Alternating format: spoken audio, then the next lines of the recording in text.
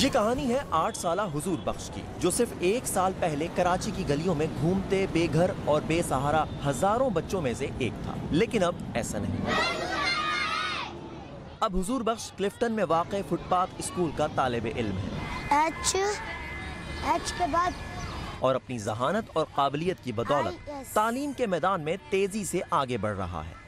باہر پہلے تمیز نہیں تھا، ابھی اللہ کا شکر ہے بہت تمیز ہو گیا۔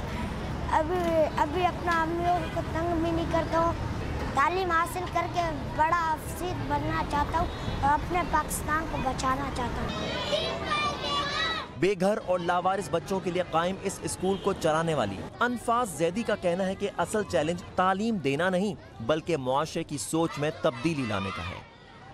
یہ بھی بالکل اسی طرح سے تھے، ننگے پیر سڑکوں پہ دوڑتے ہوئے، لوگوں کی گاڑیاں صاف کرتے ہوئے، کچرا اٹھاتے ہوئے، اور بالکل پتہ نہیں تھا انہیں کہ وہ دنیا میں کرنے کیا ہیں۔ یہ کہتی ہیں کہ کام مشکل ضرور ہے لیکن ناممکن نہیں۔ کچھ ایسے بھی ہیں جن کے ماں باپ بھی ہیں لیکن وہ سخت ہی رکھتے تھے ان کو پڑھانے کی، تو بہت خوش ہیں۔ ایک زندگی کی نئی امید ہے ان کے اندر ابھری، اور بہت خوشی ہوتی ہے جب وہ یہ کہتے ہیں کہ ہمیں بھلے روٹی ملے نہ ملے، ہمارا بچہ پڑھا دو۔ اس اسکول نے صرف حضور بخش کو آگے بڑھنے کا موقع ہی فراہم نہیں کیا بلکہ اس کے خاندان کی تعلیم سے متعلق سوچ کو بھی یکسر تبدیل کر دیا ہے۔ بلوچستان کے علاقے ڈیرہ مراد جمالی سے تعلق رکھنے والا یہ خاندان کم وسائل کے باوجود بھی اب اپنے بچوں کو تعلیم کے میدان میں آگے بڑھانے کا خواہش مند ہے۔ ابھی تو ہمارے دکھ ہوتے ہیں جس ٹائم کے یہ سسٹم ہمارے گاؤں میں نہیں تھا۔